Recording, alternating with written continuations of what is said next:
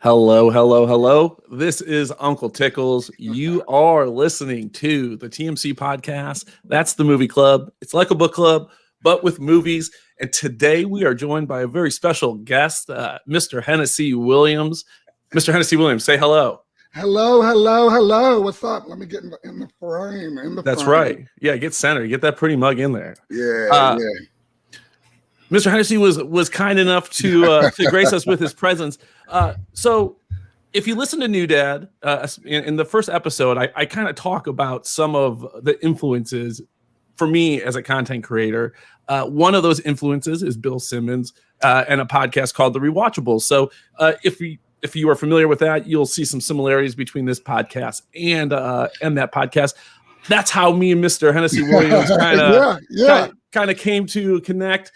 He's known there for his Hennessy hot takes. We're going to hear some today. And you know, Hennessy, just plug and tell some of our viewers and listeners where they can find you and you know, get more content from you. You can find me at HWWS TV. That's Hanging with Web Show on YouTube. I'm a content creator myself. I do podcasts. I make sketches. I make music videos. I make whatever I can. That's right. I'm also a professional air guitarist. So tell us about that. Well, basically, if you never played a guitar, you would be great at air guitar. All you need is 60 seconds of air and opportunity, and you can play whatever you like. Bill and Ted, one of my favorite movies. Long story short, I happened to catch a documentary called Air Guitar Nation, and I was like, I can do that. And it was just a bunch of me and my friends smoking something I'm not going to say on podcast. Hey, that's all right. That's all right. You know, in the TKOK podcast network, we have Pop Moms. We have another podcast called Eat God, See Acid. So, you know, you don't have to say it. We'll say it for you.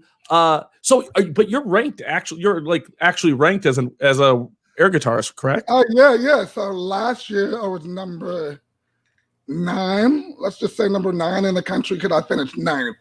Okay, yeah. So that's fair. And this year we're still going through the regionals and all those things. You can catch us on Twitch, US Air Guitar. Yeah. At the Professional Orlando Air Guitar Club, run by Hennessy Williams himself. That's right. Show some love. Go out and support them. Yeah, and in comedy, if it can be done, I'm gonna try to do it. That's what it is. That's right. And you know, I really enjoy those Henny hot takes.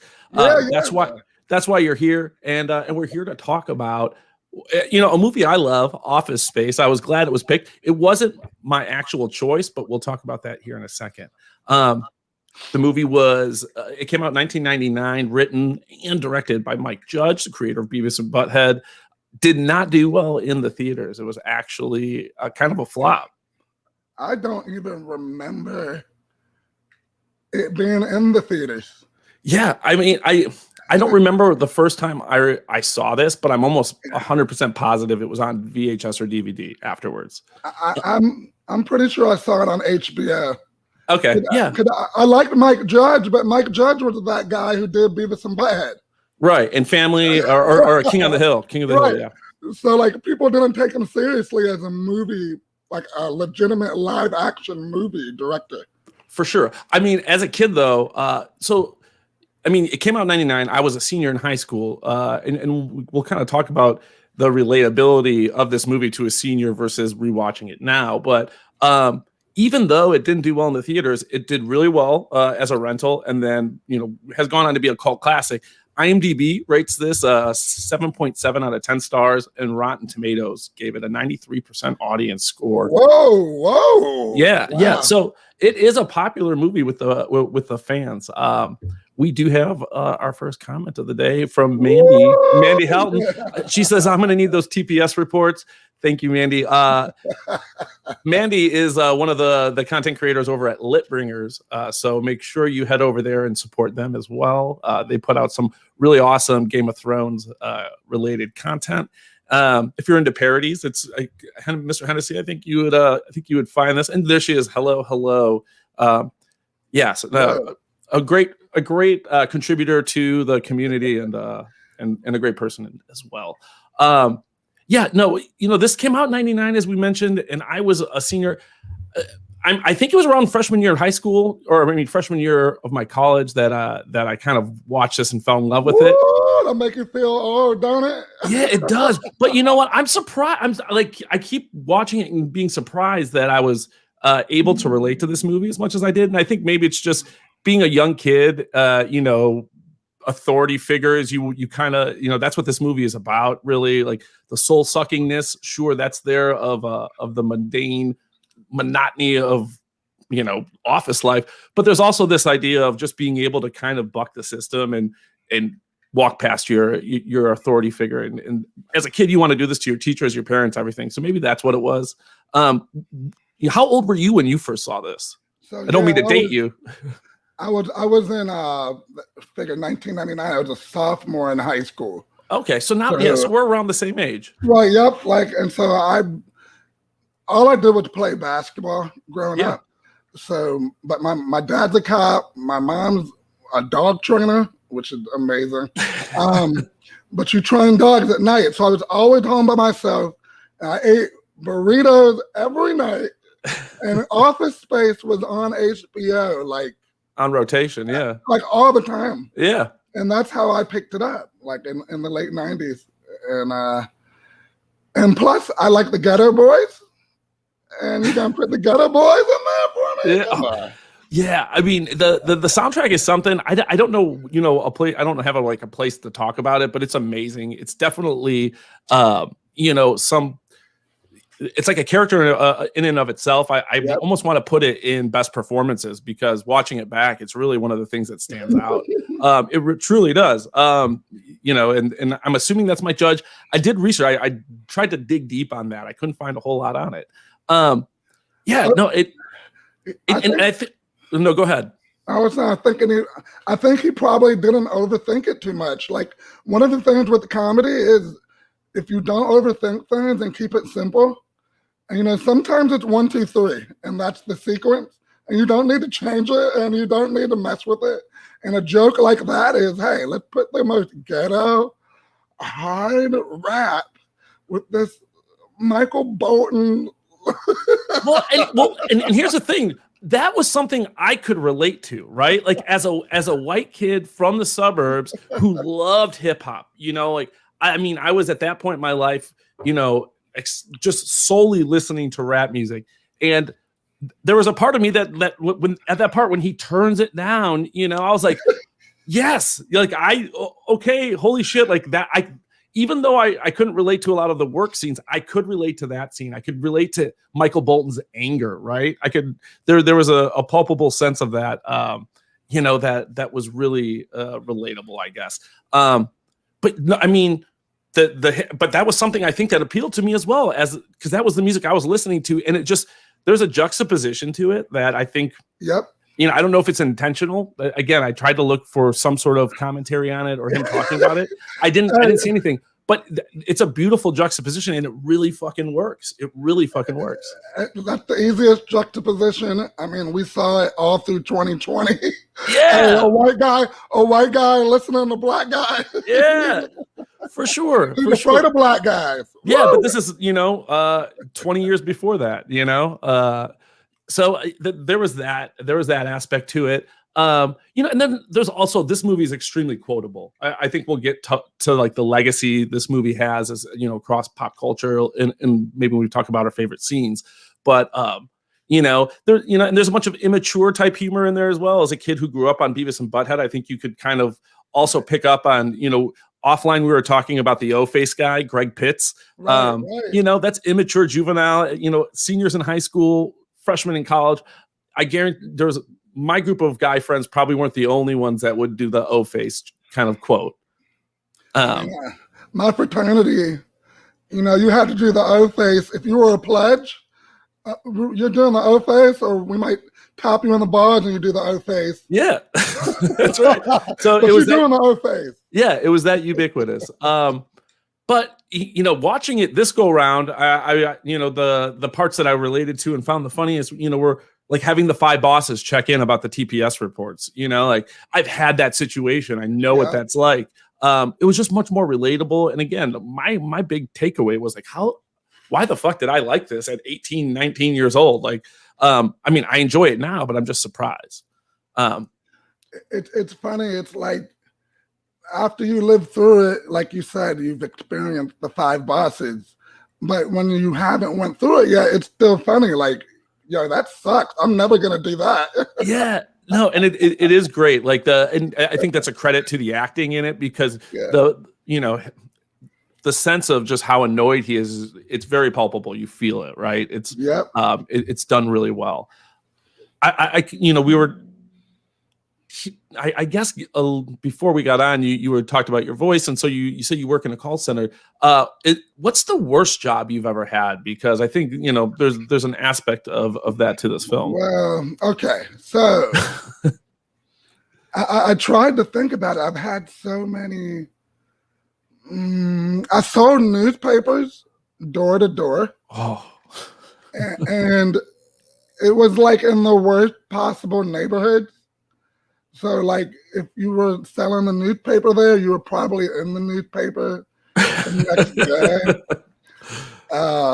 Not selling newspapers anymore. No.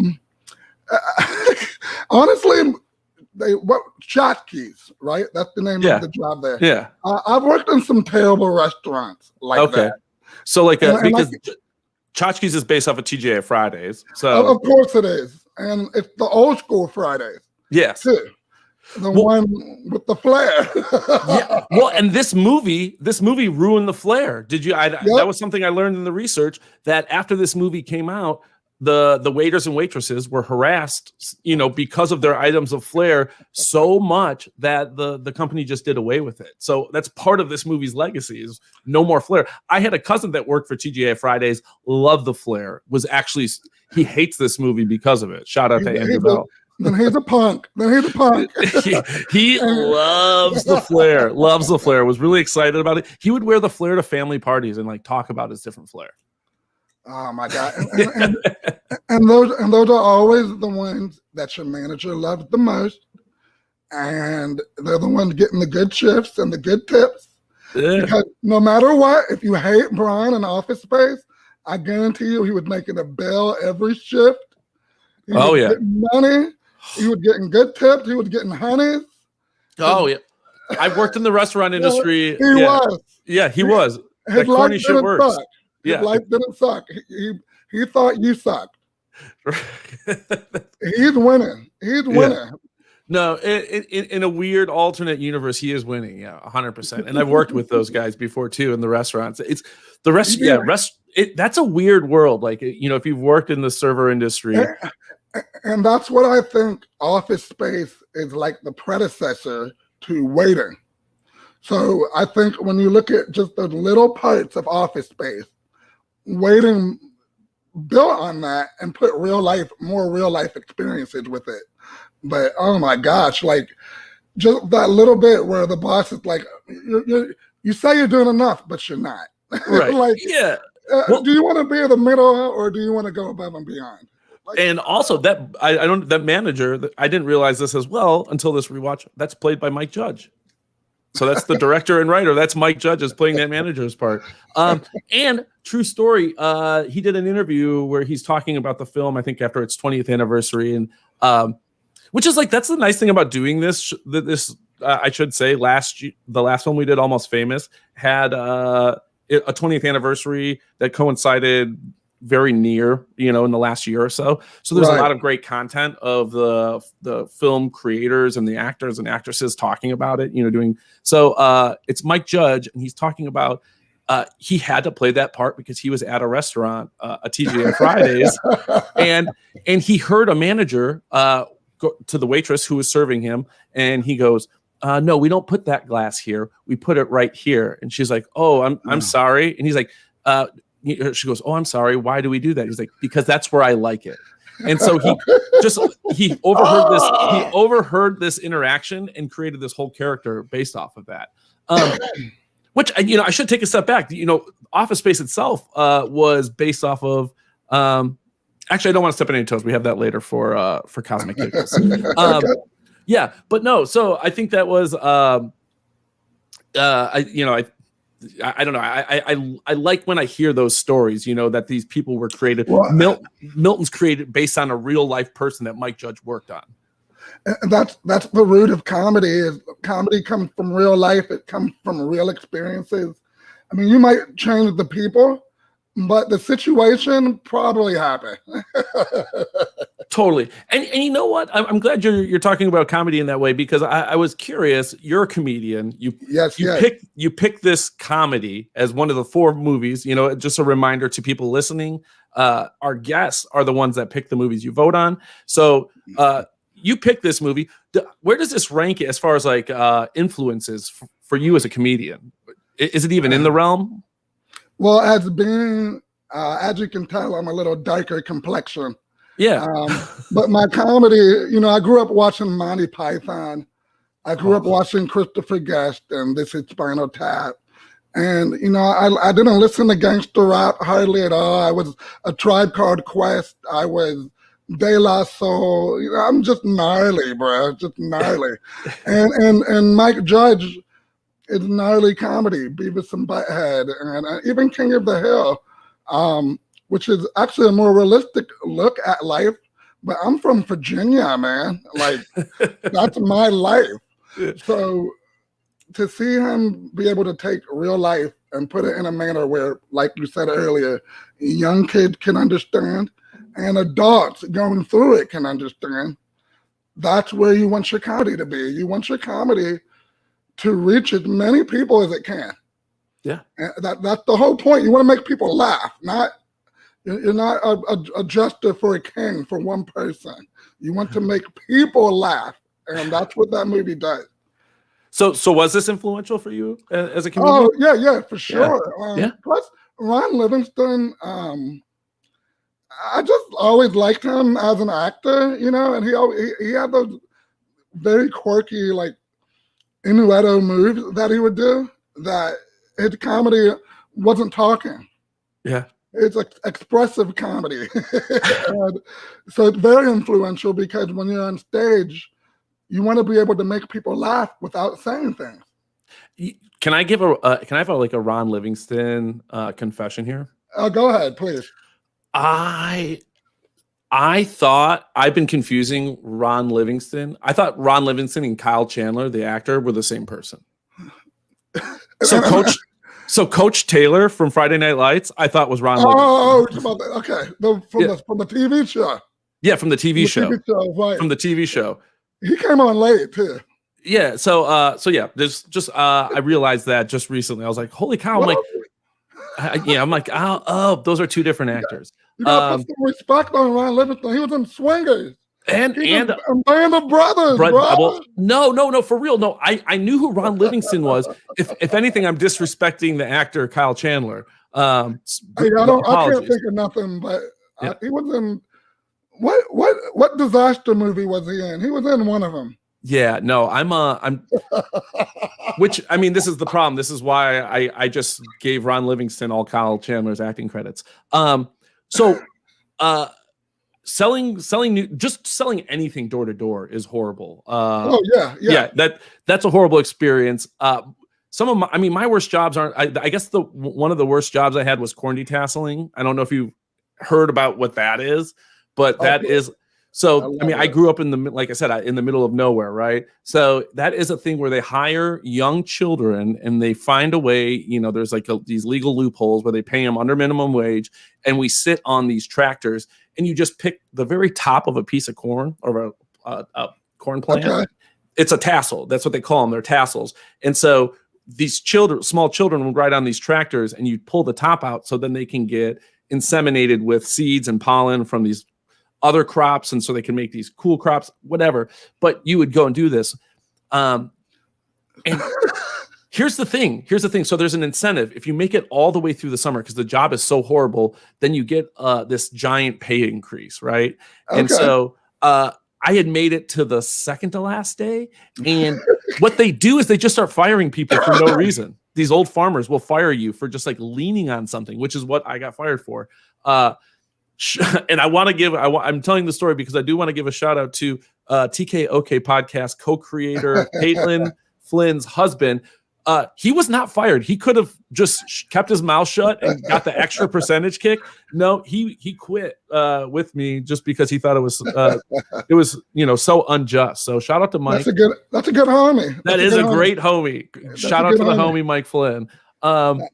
So yeah, outside of that, I mean, I also have one other job that I do want to, and we've talked about this in New Dad. I don't think we've talked about it at the TMC. So if there's new listeners, it was a job that I described in the past as like half Boiler Room and half Wolf of Wall Street, kind of like a really white trash Wolf of Wall Street, where there's all these magazines. The magazines technically existed, but like we bought our readership. So it was kind of one of these things where it was like, we said we had like 50,000 readers, but no one actually our magazine would show up at your door and be like, why do I keep getting this? I'm not ordering it. Right. Cause we just bought a subscription list.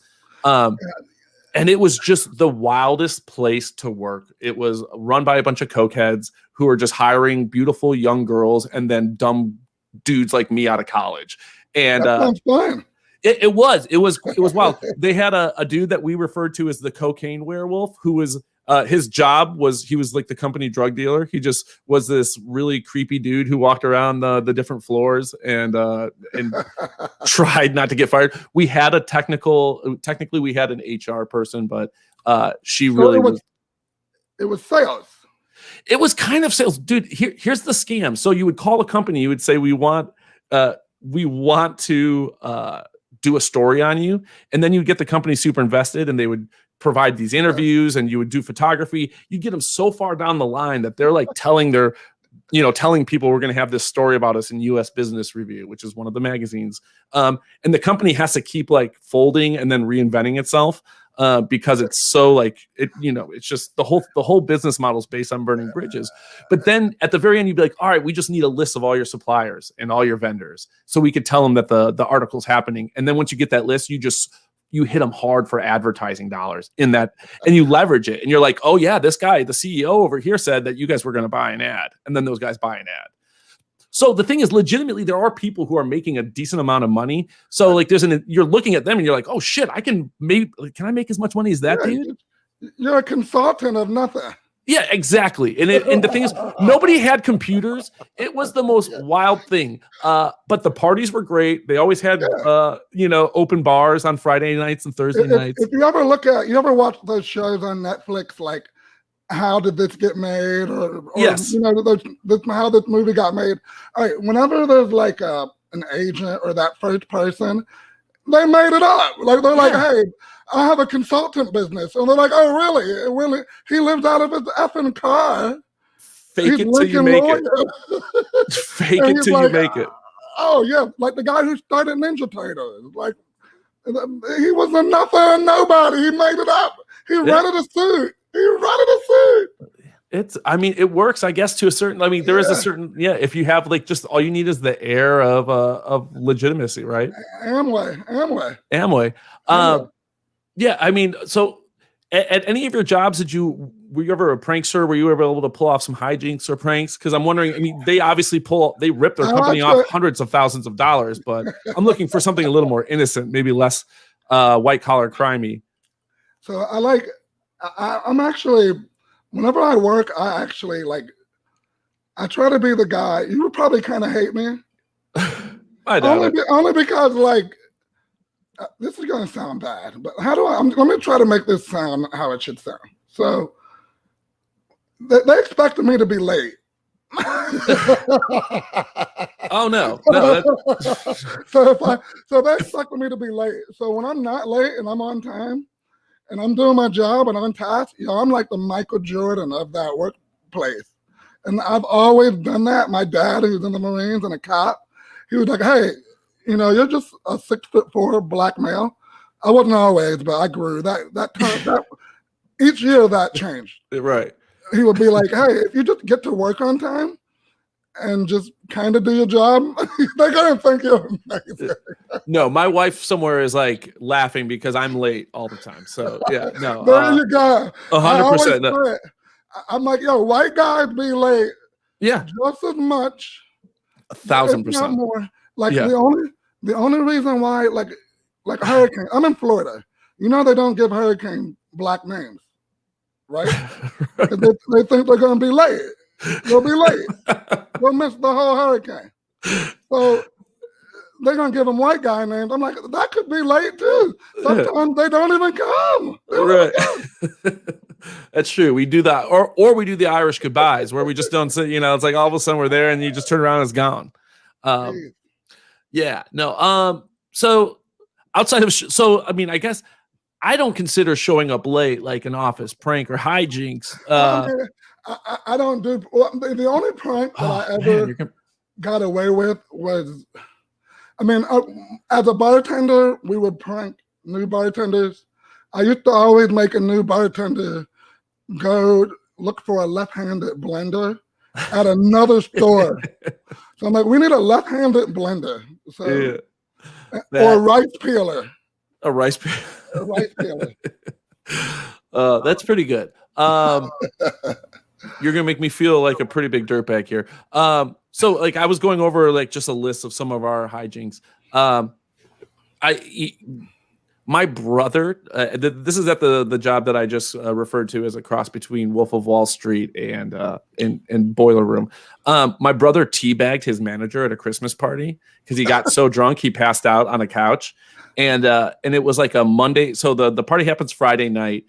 Monday morning, the president and the vice president call me and my brother into the office, and they're like, "Yo, dudes, come on!" And we're just like, "Fuck, here we go."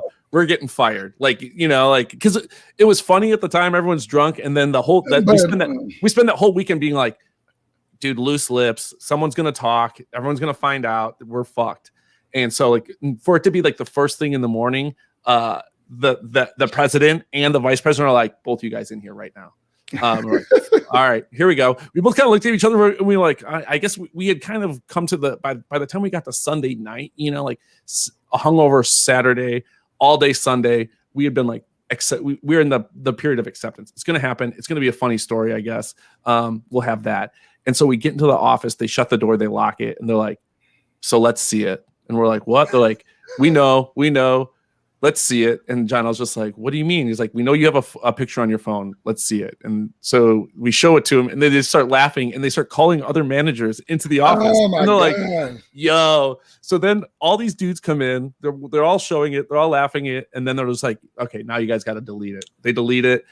They kick the managers out. They pour me and my brother a drink. They pull out like whatever they're gonna pull out. They start doing it, and then they're like, "All right, guys, get out." We're like, "Oh, okay, that's it." That was the type of office this was. These same dudes came to a house party that we had and got stuck in my brother's bedroom because they snuck off to do blow, and the door was locked. We couldn't get the lock off the hinges. We had to put stack garbage cans underneath the windows so they could jump down. So those would probably be like, I don't call that a prank, but I maybe hijinks. It was just some of the office workplace stories. And I would throw in like worst bosses as well. Have you had any really shitty bosses? Because Lumberg comes to mind. I'm just gonna say I've had. Just for the sake of if any of them are listening, I've had like 2 good ones. How's that? Okay, there you go. 2 good. But especially like I bartended for so long. Like I used to be a career bartender. I just started working in an office setting recently, like for the first time in my entire life, which influenced me picking this movie because this movie kept me from wanting to ever work in an office. My entire life. Like I never wanted to work in an office because of this movie. 100%. Yeah. I had to come to like, it was weird. Yeah. There was a stigma, I think, attached to it that 19-year-old me watching it was like, oh, that, that's never going to be me. And then I was in it and I was like, God dang, this is how it happens. This is how you get caught up in it. We're going to jump to best performances. Okay. Let's do it. Yeah. Yeah, and I'm interested to hear who some of your best performances are, from this movie. So why don't you run some of those off for me? All right, so obviously Michael Bolton's character. Oh yeah, David Herman. Yes, and like one of the movies that I remember him most from is actually he's in Balls of Fear. Oh, okay. And like he just like random like his career never really took off. actor Office Space, but yet we all know who he is. Yeah. And in this particular performance, he really does make the name Michael Bolton suck. And Michael Bolton, in all honesty, I don't care what anybody says, he doesn't suck. He's an amazing singer. Oh yeah. His hair, I wish I had it. It's beautiful. It's a beautiful name. Jennifer Aniston. Jennifer Aniston is usually, in my experience, she had played normal people better than she had a lot of normal. I hate saying normal people, but she's very good at playing. Like Halle Berry is another example. They're very good at playing roles that aren't what you see every day in their everyday life. They can play a normal person. Yeah, and I think that's actually Mike Judge in the same video, the interview, the retrospective on Office Space. He mentioned that's one of the main things he liked about Jennifer Aniston is that even though she's gorgeous, she was, and this is like filmed at the height of the Friends, popularity. And in fact, the studio, Mike Judge wanted to film it with all no names. And the studio said, no, you have to have one person. And they allowed this to be made with essentially what was a bunch of no names at the time because they got Jennifer Aniston attached to it. But he said the exact same thing you said. She has this, even though she's one of the most gorgeous people in the world, something about her seems like the girl next door. Yeah, like you've worked in restaurants. We know that girl. Yeah. And she said she just kind of played everything like, just like kind of a stoner chick is how she described it, where it's like, My favorite part is like, because she kind of was like that first kind of down-ass chick in a movie. Because like when he's telling her, he doesn't like his job. Well, that, and when he's like basically telling her that he's stealing. Oh, yeah. Like, so you're stealing. And he's like, well, whatever, She's like, really? Like, but she's not about to tell on him. Right, yeah. And she even makes the joke about it, a couple seconds later. And then we have the O face. Yeah. Greg Pitts, Mr. Greg Pitts. Who will forever be known for that. I wish I was him. I wish I could be at any restaurant or bar and somebody would buy me a shot. I could walk up there and somebody would always buy me a shot. And say, do the O face. For sure. That guy's set for life. It's that guy and the dude from Dead Man on Campus who plays like the... Oh, man. You know what's funny? I was almost selected that movie as one of my 4. Really? That would have been a great pick. I love that movie. It's one of those ones where, they're never going to show it because of the subject matter. For sure. And that just kind of passed us by. Yeah, no, 100%. There's a lot of these films from this time period did not age well. And that was the late 90s, the late 90s had a few movies that are just, oh man, like even Requiem for a Dream is like, whoa, boy. That movie, that's probably one of the best horror movies of all time, and I say it's legit a horror movie. So anyone else on your best performances? I'm not registering people's names because, like you said, they were relatively no-name actors. Yeah, no, just throw out the character. And if you throw out the character, so we're going to talk about Milton, but I don't want to really. He's one of the best performances, but I honestly felt like maybe they should have gave him a little bit more. So here's. I had mentioned Milton was based on a real life person. Mike Judge had mentioned he was a software engineer in before he got into film, and he talks about Milton's based on this guy that he worked with, and he was like a kind of an oddball that nobody really spoke to, and he just stuck to himself. And one day Mike Judge says, he was kind of bored, and he's like, "Fuck it, I'm gonna go talk to Milton." And so he's like, "Hey Milton, what's up, man?" And Milton just launches into this huge like monologue about how he's going to quit because they've moved his desk 3 times. And he's like, the rage was just like palpable, but it was also so soft spoken. And he goes like, I went home that night and I did a monologue of his own that was, based on his coworker Milton. he later turned that into like a little animated short that was on SNL, and that's what the movie was based off of. And I think that's probably a good place to talk about some of the Cosmic Giggles. Cosmic Giggles is going to be a new segment that we're going to just make a regular part of the show because we've already had a bunch of them. Last week not last week, but the last film we did was Almost Famous, and Almost Famous Cosmic Giggle was one of the first albums that they talk about in a whole movie full of music references is Simon and Garfunkel. The movie we had watched before that was The Graduate. Of course, that kind of skyrocketed Simon and Garfunkel's careers. In this one, we have so it's based on an SNL sketch. One of our first movies we did, MacGruber, also based on an SNL sketch. A sketch, I should say. Which one? What was the first? You said MacGruber?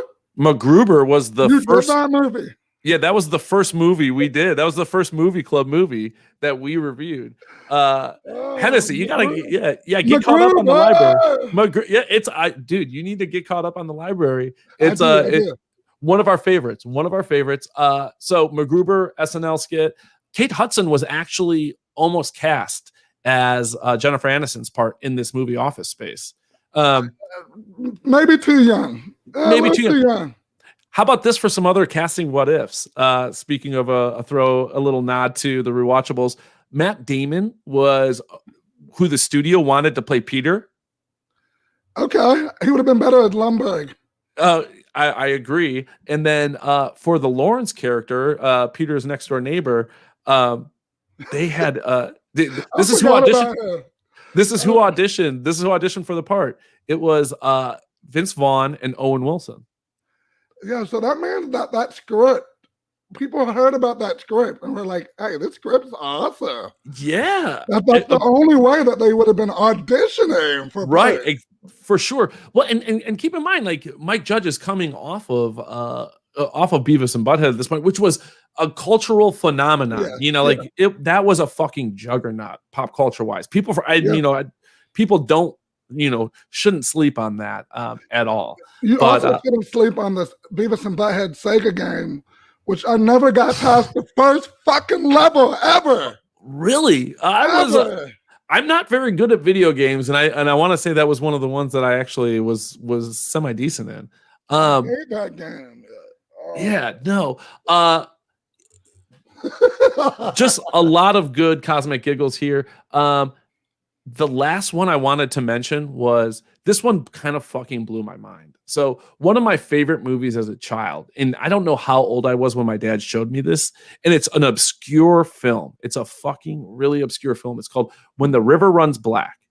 And the whole movie is about this this small child who's part of a South American tribal community, and they live off the Amazon. And there's some local folklore that when the river turns black, that means there's a giant snake, there's a giant anaconda. And this kid makes friends with these freshwater dolphins, and then the dolphins protect them from the anaconda. That's basically the fucking movie. All right. Like, spoiler alert, if you ever want to watch When the River Turns Black. I loved it as a kid. I remember making my dad, like, I don't know why we just didn't fucking buy it, but we rented it nonstop. It's like, you go to the movie store, hey, you pick out a movie, River Runs Black, River Runs Black, River Runs Black. I haven't thought about it in a while, but it's one of those first movies that I remember just loving. The character who plays, why am I blanking on his name? The actor's name is Ajay Naidu. He's in that. Yeah, he's in that movie. He's a little kid. He's a little kid in that. He's the little kid in that. I could not believe that. I never knew what movie. See, now I'm putting those two together because I'm like, I never couldn't remember what that movie was called. Yeah, Samir. Samir is his character in Office Space. I don't know why I was blanking on that. Because my mom used to always be like, we used to watch a movie with him all the time.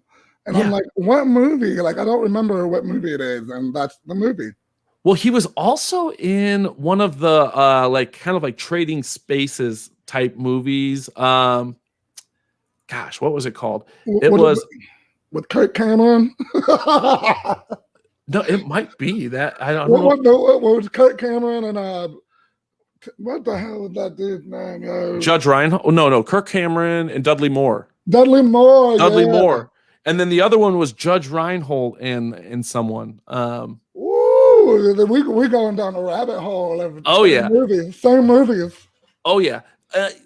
Also, just shout out to just a couple other shout outs to the actor who played Samir, Ajay Naidu, or I'm sorry if I'm pronouncing it wrong. I think he's about to get fired. We're gonna fire him anyway. So. I think it's Naidu from Chicago. Also, Cosmic Giggle, maybe one of his first acting roles was in the show MacGyver, which was the inspiration for MacGruber. So bring it all full circle. So my best performances, I had David Herman, who played Michael Bolton. I think I love his take on it. Like I said already, the anger is palpable. Just everything about him, I think I find funny. And then really the dude who steals the show for me, Stephen. Oh no, go ahead. I'm gonna say the best part about Michael. What's his name again? The Michael Bolton. His name's David Herman. The best part about his character is he actually kind of sucks at his job because he says, man, it's always like one little mundane detail, which means he's been fucking up like the whole time. Well, and again, in my research, I saw an interview with this actor, David Herman, which if you saw him, unrecognizable. I saw, in the interviews, I was just like, who the fuck is this guy? I had to go back and oh, no, that's okay. Yeah, he's got this, just almost unrecognizable. So I think most people have worked with someone like him, right? Like someone who just thinks he should be running the company. And like you said, he's just a fucking idiot, right? Just makes he makes some not very good at his job, but thinks he should be the CEO. And then the actor, the way he's like, he says he never thought of himself as a nerd. He's like, I never thought that character was nerdy. I just focus on his anger, and I was like, and I think that just kind of almost that obliviousness of the actor, like the choice, and maybe not even a choice, just his obliviousness to the fact that everyone was like, this guy's fucking wormy, right? He's a little bit wormy. He didn't see himself as wormy, and that's what makes it so much better. Because he would be the guy like when y'all are out drinking, just saying all the shit you don't want to hear. Bro, like you want to go dance with this girl? You're just gonna just whatever. Yeah, no, but he won't approach her, but he's gonna tell you just how, if he did, like she would fall victim to his charms immediately. And so Milton, Steve, and really the Milton character, like I don't know why, but like here I am, I'm almost 40 years old, and every time he's on character, I'm fucking laughing. I just find Stephen Root's performance so great. And again, I love doing this show, regardless of if it ever takes off or whatever, even if it's just what it is right now. I love doing this because it forces me to kind of like just read and dig deeper and try to find these little nuggets. So one of the most quotable lines to me, TPS reports, or I'm sorry, not the TPS reports, PC load letter. What the fuck does that mean? Right. Okay. So that wasn't in the script. David Herman, aka Michael Bolton, his as he's trying to do that scene, the paper, the copier keeps jamming. And so it was just kind of like he just like looked down and said PC load, paper cartridge is what PC load letter is referring to, by the way.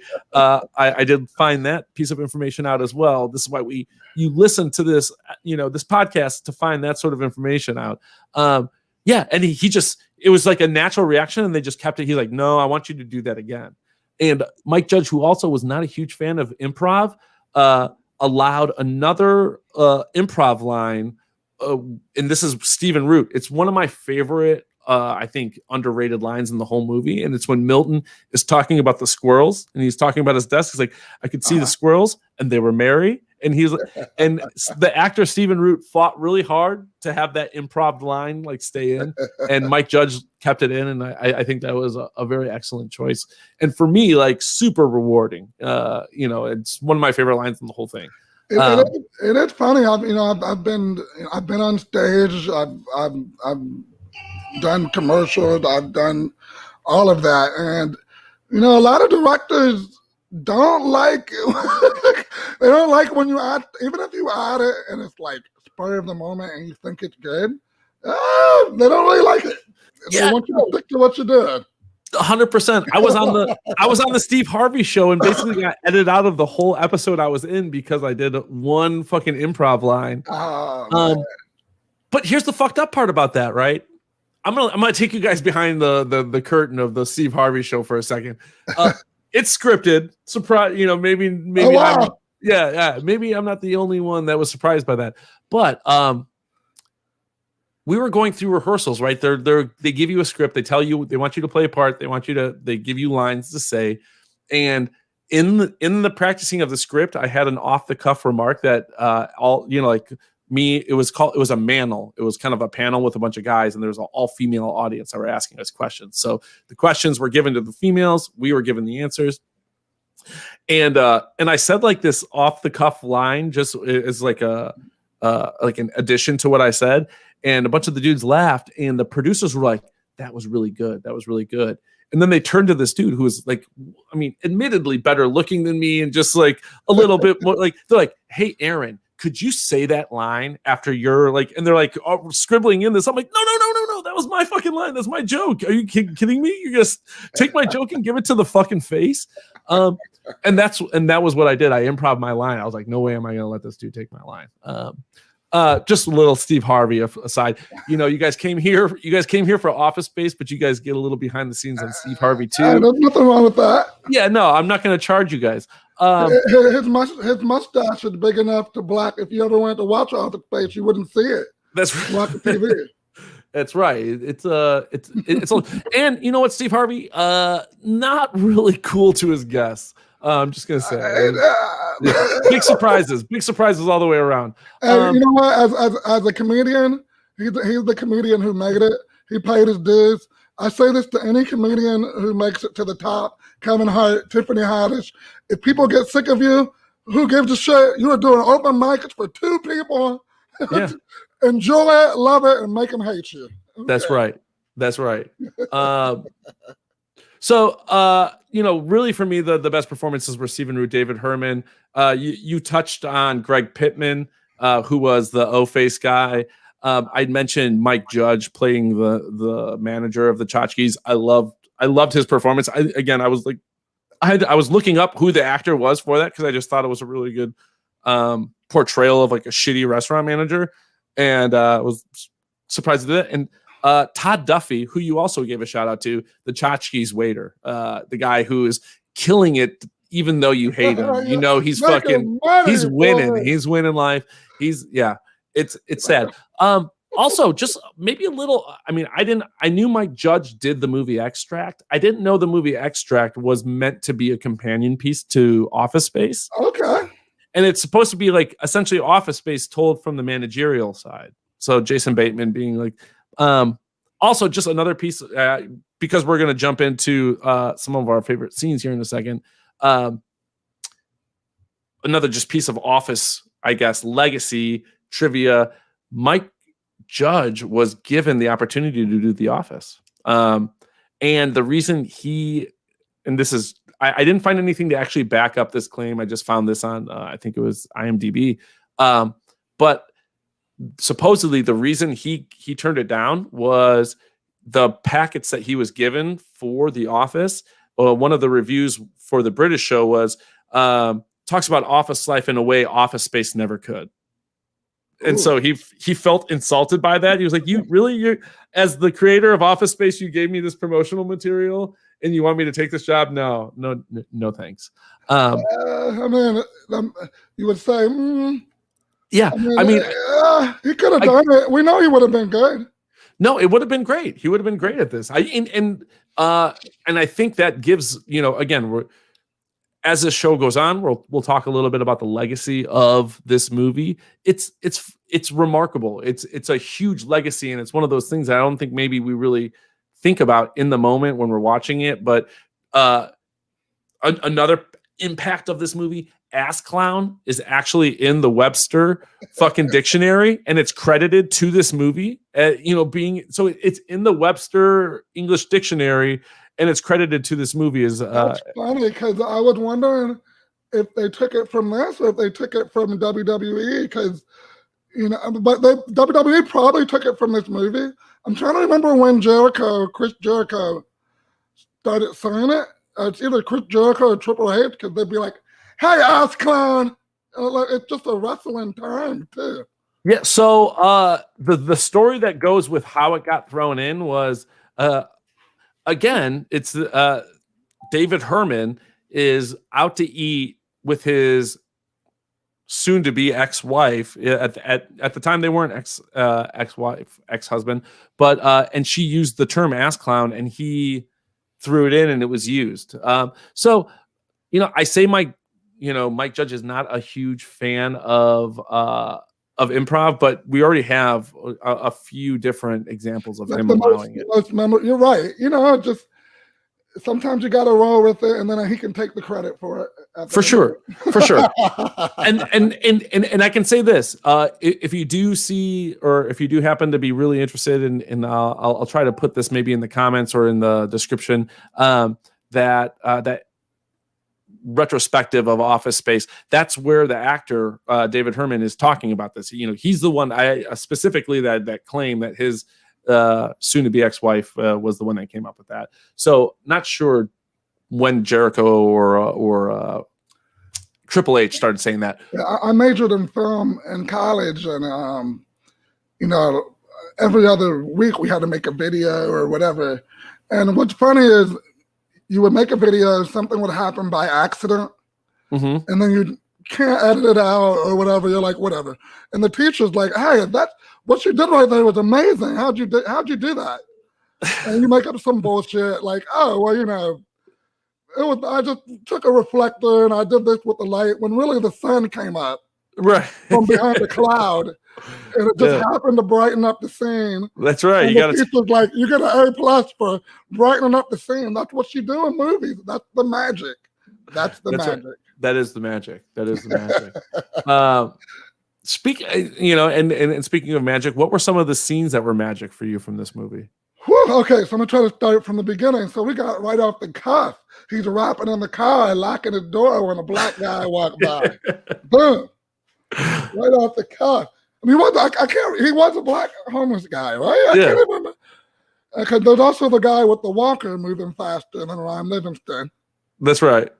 And I'm from Northern Virginia, so I've sat in that traffic. So I know all about that. Oh yeah. Lumberg. Hennessy, we got a little shout out to you, Country Entertainment. I'm here, Henny, checking in during intermission. That's my so shout out to Country Entertainment. That's my partner. That's my buddy.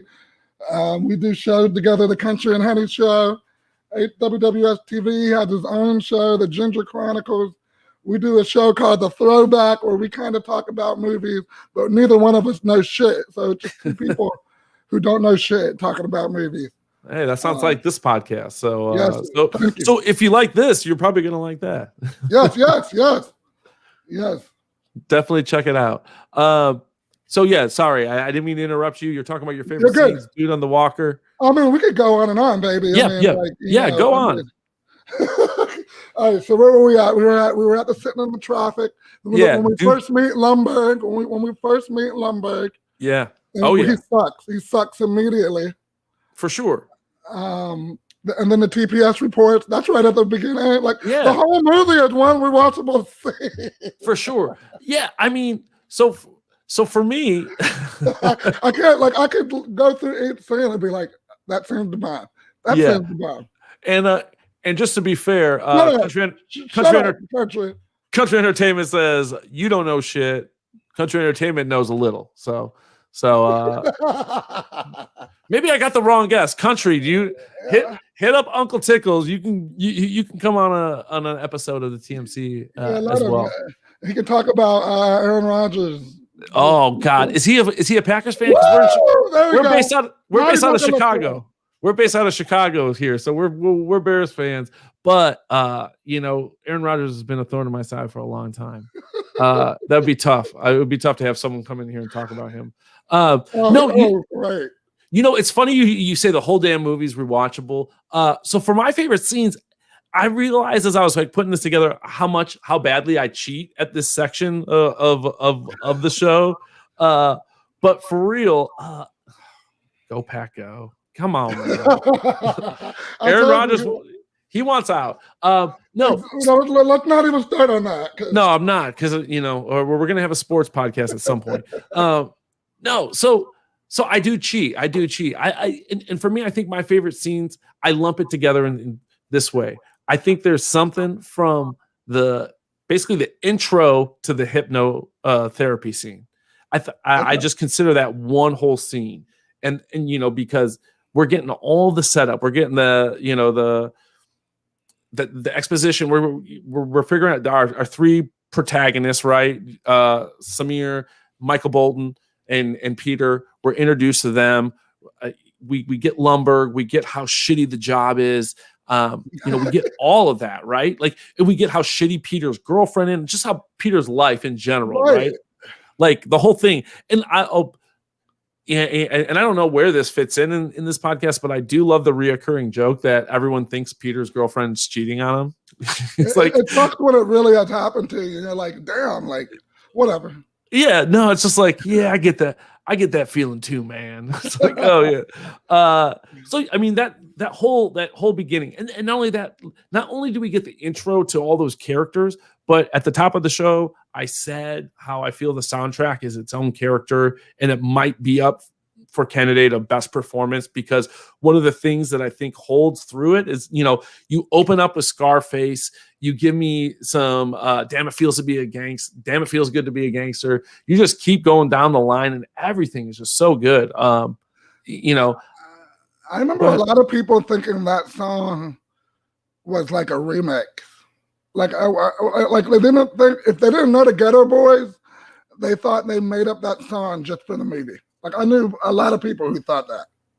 Yeah, and you know what's another thing is, like, a lot of people are not and I guess I don't blame them for this, but for me, I heard that song and then this is 19-year-old me, so I have to go back in time. My thought was, that's PM Dawn. I thought that was PM Dawn for a second. It does kind of sound, they do kind of, that beat does kind of sound like them, yeah. So I went to PM Dawn, and I'm like, nope, not PM Dawn. And that's how I learned about Ghetto Boys. That's how I learned, was Office Space. But it was also, so, you mentioned Christopher Guest, and I don't know why I'm getting like, and maybe it's just because I coincide Office Space with the show The Office, and The Office is a mockumentary to a degree, but Fear of a Black Hat has got to be up there as far as like one of my top mockumentaries of all time, which also has like kind of like a PM Dawn / mockumentary, or they riff on that. But no, okay, so my favorite scene, my first one I would say is from the intro to the hypnotherapy session, for all the reasons I just mentioned. And then I really lump another section. It's like after the hypnotherapy, it's like you have the new Peter to the copy smashing. That's a long part. Yeah, it is, but it's also like, to me, it's like, it's different scenes, right? But it's also like, really, it's just like, this is the new Peter scene, right? You get Peter sleeping through everything, him going to Jennifer Aniston and being like, I just don't think I'm going to go. His meeting with the Bobs, where he just doesn't give a fuck. And I think there's something to forgot about that scene, man. And that scene's just fucking great. Like, talk about another thing, like, hey, Peter, it looks like you've been missing a lot of work lately. Well, I don't think I've been really missing it. Like, that interaction, like, like, I've used that. Like, hey, it looks like you missed work the other day. Like, I don't think I missed it. Like, that wasn't in my vernacular before that, but Office Space introduced that to me.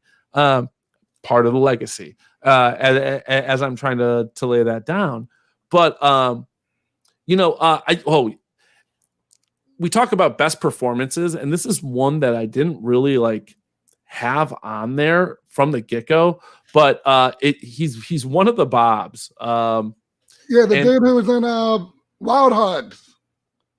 Yes. I can't remember his name. John C. McGinley. He's in a lot of Oliver Stone movies, and this was one, like, I liked his character, but then as I heard more interviews done by the other actors, I really I went back and I watched it. I watched his scenes again, and they just rang like even better for me, because they talk about how this guy is like he likes basically like all the scenes he's like fucking with the guys, you know, and they're saying like this is how the guy really is in real life when he's talking about, you know, oh, I celebrate his whole catalog. They're like that's how he talks in real life, and he does these things where he fuck, bro. Yeah, and he calls Mike Judge, I guess, right before, you know, they said he came in and he loves he loves when the cameras are rolling. Like that's what he lives for. He's just like, when the fuck are these you know, when the fuck are we gonna start rolling? And he told Mike Judge, he's like, I can't wait to beat the shit out of these young whippersnappers, talking about like the cast of like all these like young unknown actors. And he was just like going in there and just the outtakes of his scenes are great. If you can find those on YouTube, 100% worth a watch. Maybe I'll include those in the descriptions as well of this video. Please do. Yeah, no, for sure.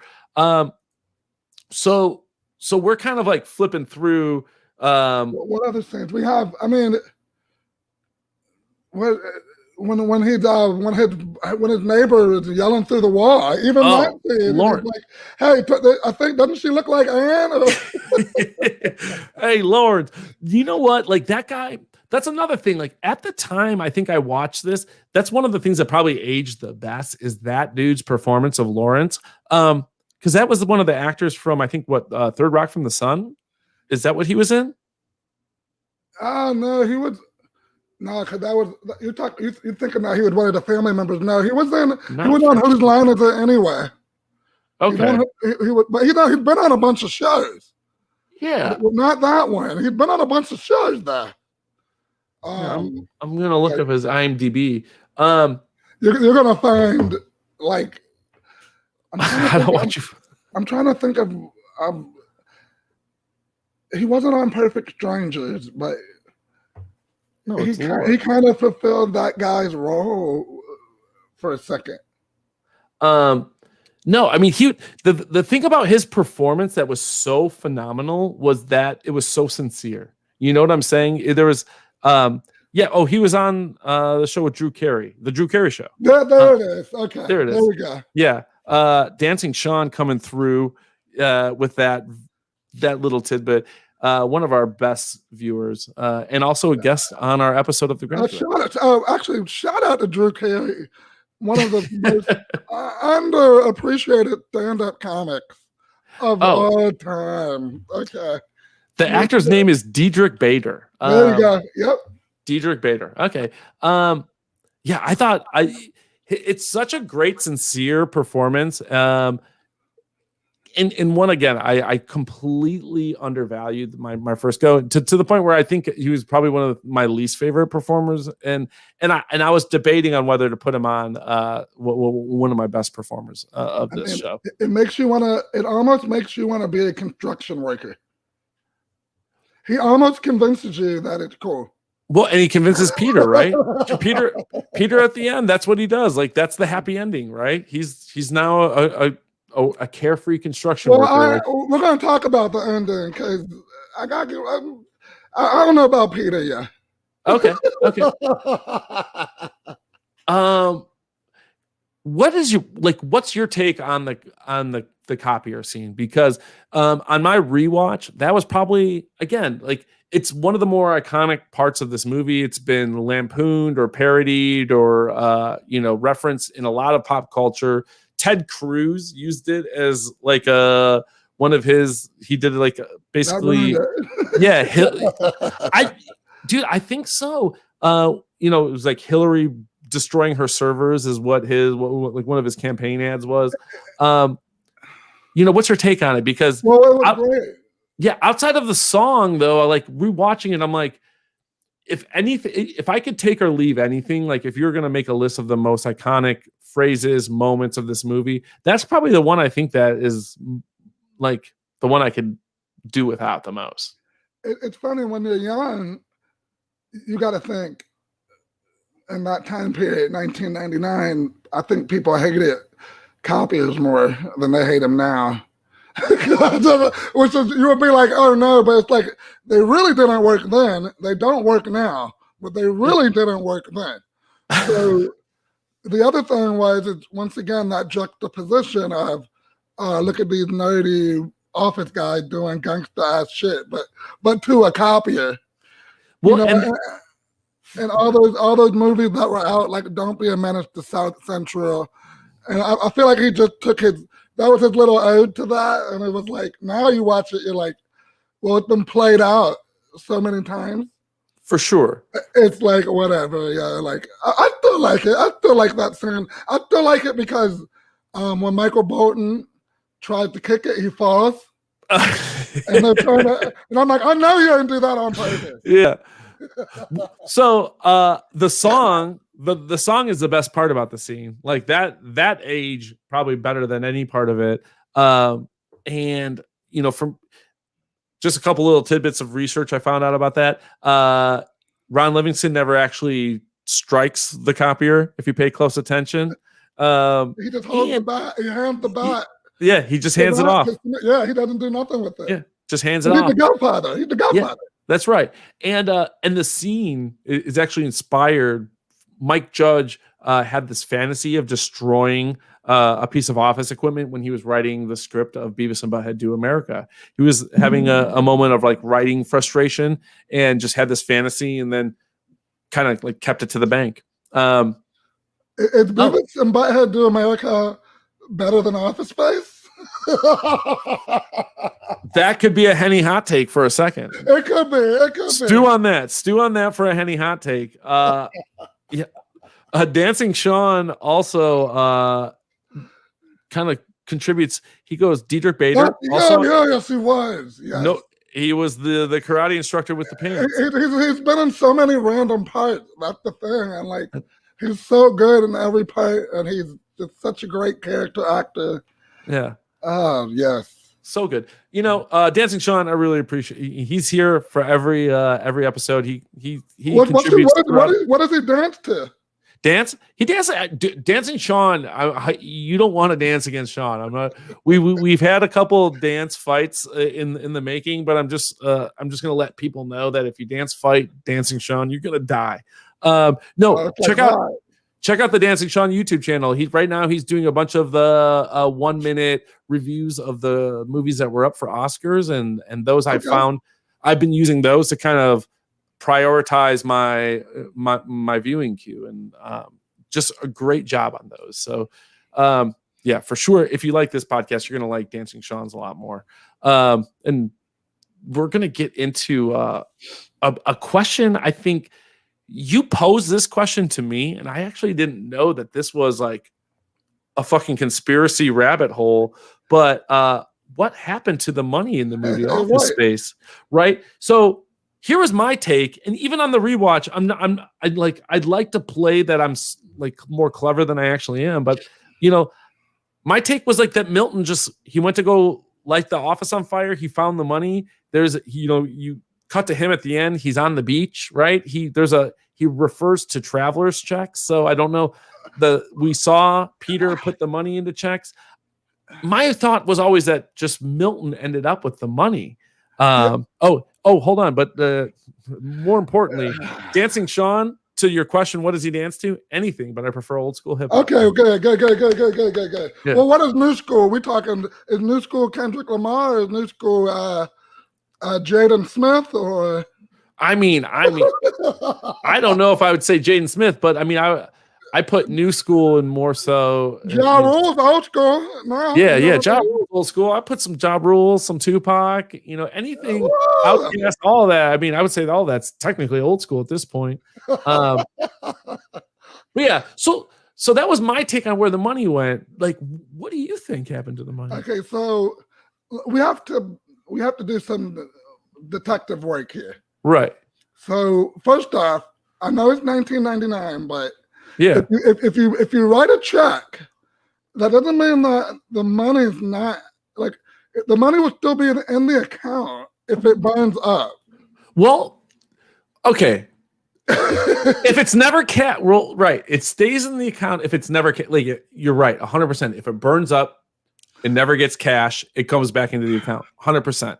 Now, before, as an accountant, as a former accountant, yes, that's accurate. Before that scene, when Ron I'm pretty sure before he goes and tells Jennifer Aniston he's about to go to jail, the Lumberg's second comes to him and he's like, "Hey, we have a problem." Oh, yeah. He comes and gets him. And then that scene's over. Then that scene's over. Yep.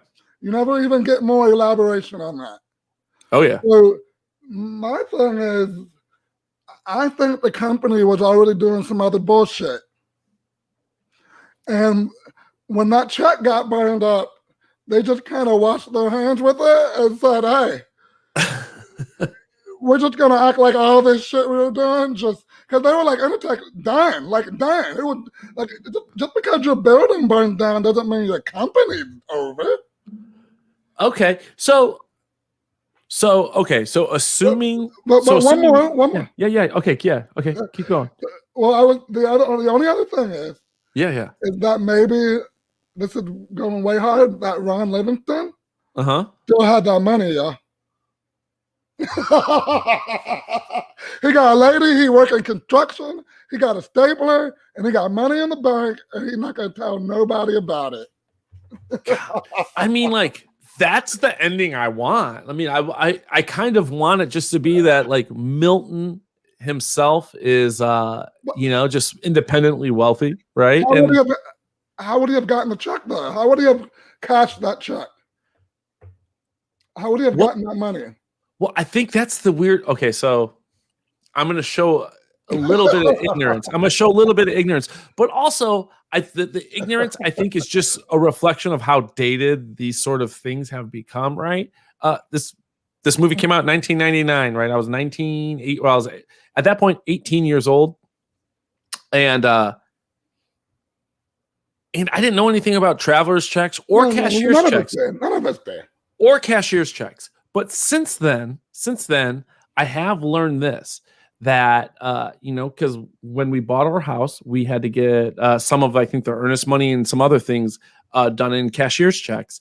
And those cashier's checks, I think in traveler's checks in particular, if it was a traveler's check, are notorious for, if you lose them, they can be cashed by anyone. I think it's just like...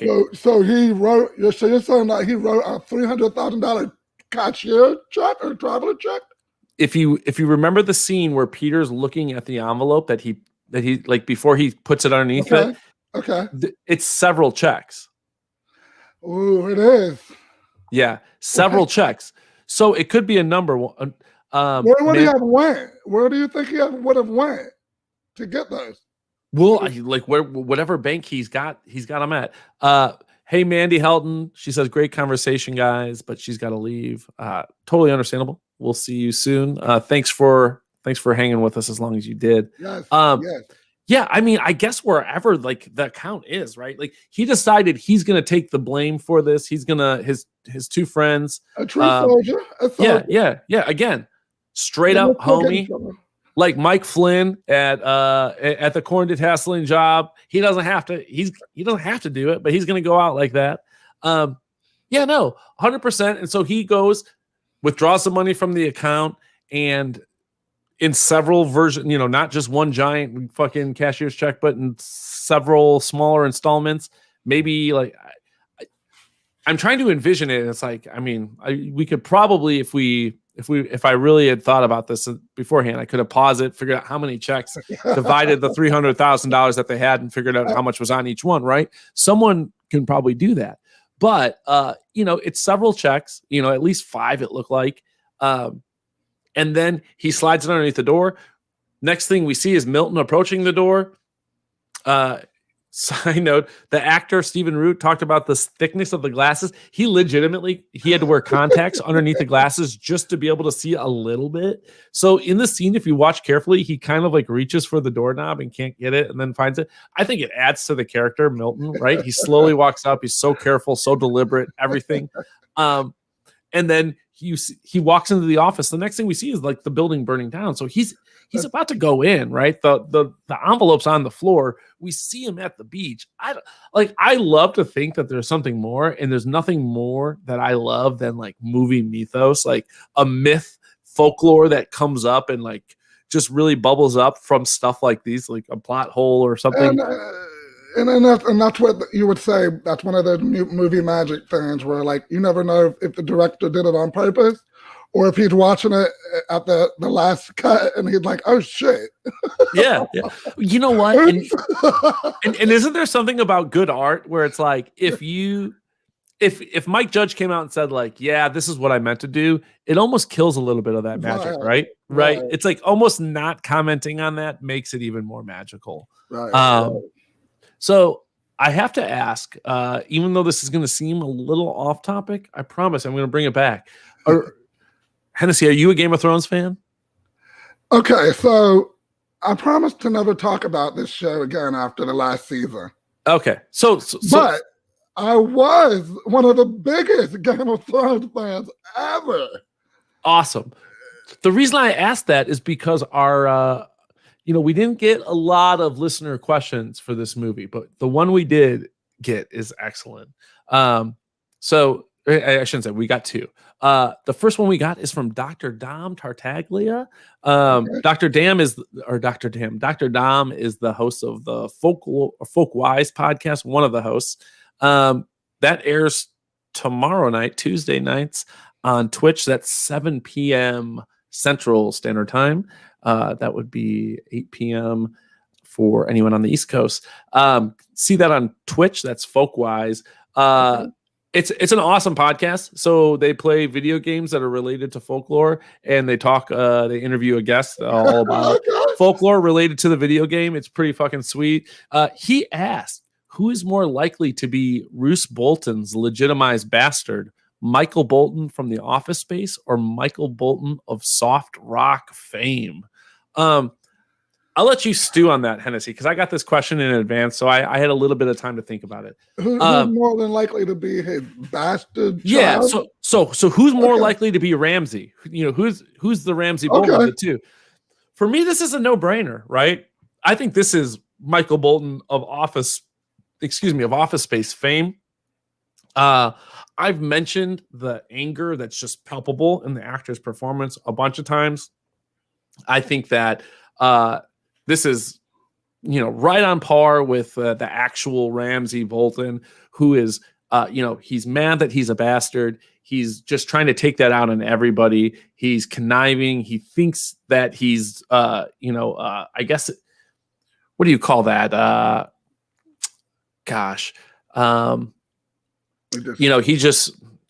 He feels that he is privileged. I guess privilege is the word. He's privileged to all this stuff that he doesn't quite. He's entitled, yeah. Yeah, entitled, privileged to stuff that he maybe doesn't deserve or not. Thinks he's a lot greater than he is. Pretty awful. When it comes down to it, but driven by this anger. Where Michael Bolton, I don't know, like. I don't have any. Do you remember his music that well? Like, the actual singer? I mean, here's the deal. Like, what I remember about him was just sultry, and people don't really. He had a real brief moment. It wasn't a real long moment, and Kenny G came at the same time, and I swear people get them confused. Well, here, I'm a Greek dude. So Kenny G at the fucking Acropolis, like, I know that shit, right? Like, I know Kenny G.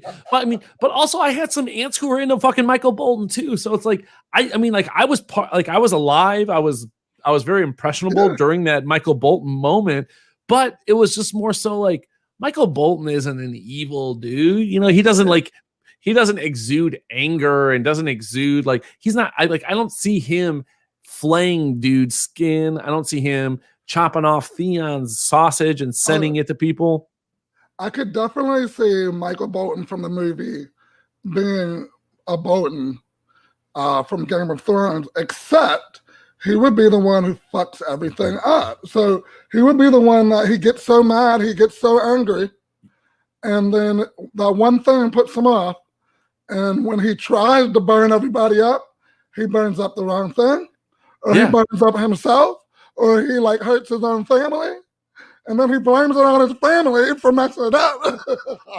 Well, I mean, I think that's I don't think that's too far from the actual Ramsay Bolton. Like if you remember back to the episode where he dies, the Battle of the Bastards, there's no reason why. Well, I mean, I don't know. You could talk about some plot holes, but as far as expecting the Knights of the Vale to come and really like wipe the floor with you, but that was a situation they should have won. For all intents and purposes, Ramsay Bolton should have wiped the floor with Jon Snow and whatever remnants of the wildlings and the Night's Watch that he had at that point. That's the whole point of that scene, right? It's like they shouldn't win, and they do. And in part, it's because of Sansa and the Knights of the Vale. But again, it's something he should have won. The real, like you're saying, the Office Space Michael Bolton would have done something totally. He forgot to carry a 0, right? That's the decimal space. He fucks it up in the end, and that's the demise. Some detail, Mike. Just a minor detail. It's not a minor detail. So first off, that's not a minor detail. Like, we're talking about thousands, hundreds of thousands of dollars. Like, we're gonna go to jail if you fuck this up. Yeah, 100%. One of our other questions that we had from Taking 5 in Stride: where do you rank Office Space in Mike Judge's totality of work? So we've talked about Extract a little bit, and we have King of the Hill, we have Beavis and Butthead. Hennessy, where does Office Space rank for you? For his movies, let's just rank. I personally, I'm a Beavis and Butthead guy. Okay, so there's just too many nights when I was laying in my bed, 1:00 in the morning, and I'm watching Beavis and Butthead, and I'm just like, what the fuck is this? And my mom telling me I'm not allowed to watch it, which lets me watch it more.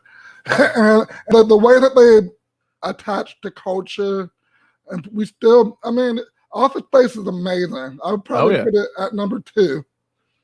But then again, King of the Hill gets lost because it's funny, but it's also very realistic, and it tackles real issues. And I think that because of the 4 guys being, for lack of a better term, rednecks, some people don't watch it. They don't watch it because they're like, man, it's about a bunch of rednecks. And which it is, but it's, there's some good stuff in it, man. Like, Mike Judge is very important in the 90s. You could say that he's one of the top 3 most influential people: Quentin Tarantino, Mike Judge. How many more people can you name that really picked up culture at that time? No, 100%. I don't think you'd get a huge argument as far as talking about Mike Judge as an influential character of the 90s. I think one of those things that's like, people don't realize he wrote for Saturday Night Live, right? He was not only that, so like the amount of Idiocracy is another one that he directed and wrote that people. Again, I wasn't. That's not lost. It's just all these little gems that he has. And you're like, wow, that's the mind of Mike Judge. And if you're writing for Saturday Night Live, that's no joke, baby. Okay. No, totally. Again, I wasn't aware of that, and I say a lot of people don't know that because I didn't know that. I didn't know it. Yeah, I thought it was. I thought it was pretty amazing. It's just amazing when you think of now. Like, we talked about this briefly, but the only thing that my only criticism of him would be, and maybe it's because he just doesn't know, but there's not a whole lot of black guys in his work. Yeah, But you know what? If you don't know something, maybe you don't need to talk about it so much. And that was something I was kind of surprised by because I hadn't seen this movie in a long time before I rewatched it for this podcast. And I guess in my mind, like Orlando Jones' character stood out to me. I just remembered him, and then we've talked about Ajay Naidu a couple times, but there's an Indian character as one of the 3 main characters. So I was like, like maybe this is going to be one of those that we could talk about being a more diverse film for that time period. Really wasn't, especially considering the portrayal of the 2 black characters that we have. And the fact, in his defense, I would say that the Office settings were like that. So it's like, right. And but depending on where you lived, and do we even know where they're at in the country? Are they in LA? Well, so that's a great point. So they went through a lot of like painstaking efforts to make it very generic. So you're not supposed to know where they're filming or where it's supposed to be anywhere USA. Really, like that's one of the intentions of the film. They are filming in Texas, and in one of the scenes you can see in the car window, it's got a Texas parking or city sticker or something along those lines. Mike Judge spent a lot of time in Austin, Texas, and a lot of it, he talks about. You can find it out there. Is based on. So if that's true, what's funny is Austin, Texas, is like one of the most diverse, boisterous areas of Texas. Like, if you went to Austin and then went anywhere else in Texas, you would be like, how the fuck? This is like a different country in Texas. yes, it's a tiny blue dot in a circle of red. No, it's in a lot of the experiences of or a lot of the stuff that ends up in this film. We've already talked about Milton being based on a character. But are based around his experience. The fact that there's the tchotchkes.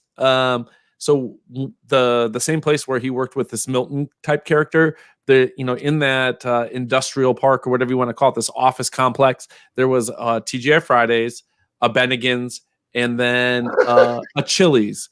And so these were like the three places that were like that he kind of based it, the Flingers and Chili. I think they actually used the word Chili's and then tchotchkes.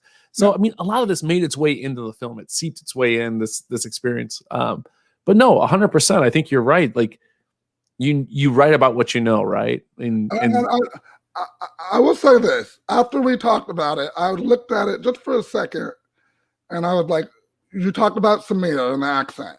Yeah. And I was like, I really think that if you look at how they used him.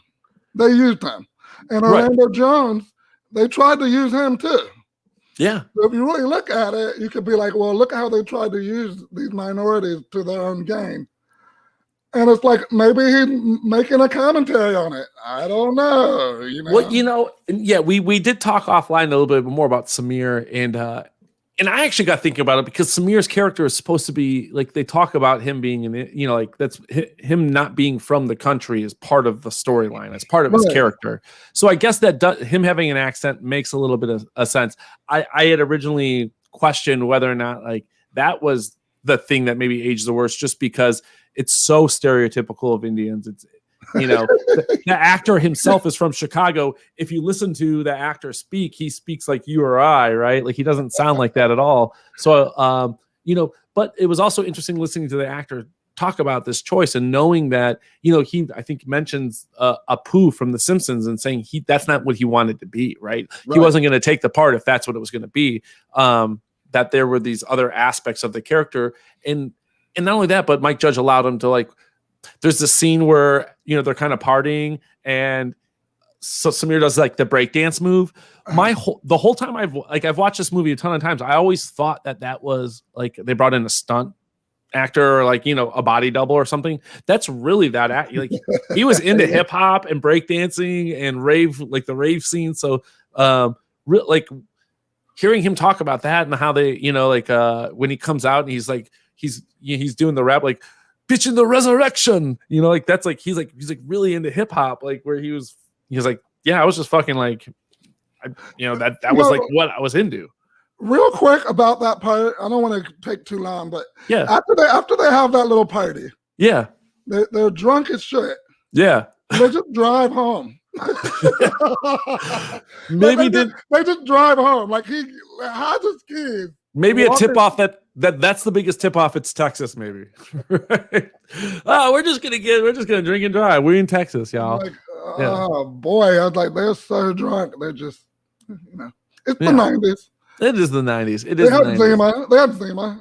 That's right. But yeah, no. To your point, maybe not the greatest choice to have, the two black actors you're going to have in the film as a homeless guy. And then even though Orlando Jones' character, and another cool little tidbit behind the scenes thing, Orlando Jones said he based that performance on one of his nieces who would go around and sell Girl Scout cookies with a real bad attitude. Door-to-door salesman. Yeah. So, but even though the character admits later to being an engineer, so it's like, I'm kind of torn on this one. It's like, did he have to say that he was a former crack addict? Was that did that have to be part of his script? If it sells, it works. Right. If it sells, it works. Yeah, and I think it cuts to the cutthroatness of that character's performance. And that's the thing. And once again, that's why I'm like, the more I had thought about it, I was like, I watched King of the Hill, and I know that Mike Judge knows. And right. Little subtle things. He just, and even when he did the crackhead part, if you look at Orlando Jones, he's like reading a script in his mind. For sure. So it's like, what would make white guys would just think I'm on crack, so whatever. Right. He's kind of playing or speaking to the stereotype. So I get it. I'm not even upset with him. I get it. It's not like he put somebody in blackface out there and had him do a tap dance. So he's good. I think that's I think we covered pretty much everything I have on here. I'm just going over the notes. I don't have anything else. Hennessy, again, tell everyone who's still listening with us, where they can find you, where they can get more Hennessy Williams content. Yeah, you can find me at Mr. Henny Wills. That's with a Z and not an S at the end. At Twitter, at Instagram, look it up on Facebook, The Hennessy Williams Experience. Go on YouTube, Hanging with Web Show TV. You can look up The Hennessy Williams Experience on that. I do music, I do videos. I'm working on TikTok. I'm working on moving Henny hot takes to TikTok. So we'll be every day, you'll see some kind of hot take of some sort. You know what? I realized we didn't get a Henny hot take. Let's get a Henny hot take on Three Ninjas. The movie, one of the movies that didn't get chosen, but the movie that I voted for. I want to hear a Henny hot take on Three Ninjas. You have to do it right. You have to do a Henny hot take. Yeah, let's do it. Baby. All right, so Three Ninjas is the greatest movie of all time. That's my hot take. Hot take. Now you're going to throw a hot take like that at us. Yes. Justify it. Back it up. All right, first off, Three Ninjas is 3 movies in one movie. So you got Home Alone, 3 Ninjas at the end. You got Karate Pepper Kid. bombs. Pepper bombs, y'all. You got Karate Kid, 3 Ninjas at the beginning. Yeah. Oh, yeah. And then you got Hoosiers, 3 Ninjas in the middle. Not only Hoosiers, but Hoosiers on trampolines. Yeah. And then you get Lethal Weapon. You get a bike chase through the streets with ninjas. And then you get Home Alone. Now, I'm trying to remember which one they fight on a boat, because I think that Karate Kid, the third one, stole from 3 Ninjas. So it is 3 movies in one. 3 Ninjas is the greatest movie of all time. Rocky loves Emily. I want to say that it's actually 4 movies. I think you named 4 movies there. Which one did I miss? You gave us Lethal Weapon. You gave us Home Alone. You gave us Hoosiers, and you gave us Karate Kid. That's 4. That's 4. That's 4.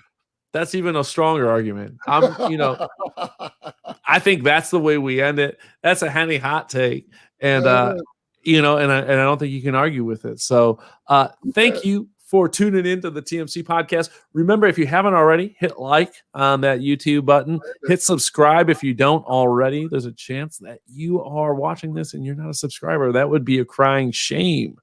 And we want to thank our guest, Henny, Mr. Hennessy Williams, comedian, podcaster, TikToker, content creator extraordinaire. We were talking about The Office Space.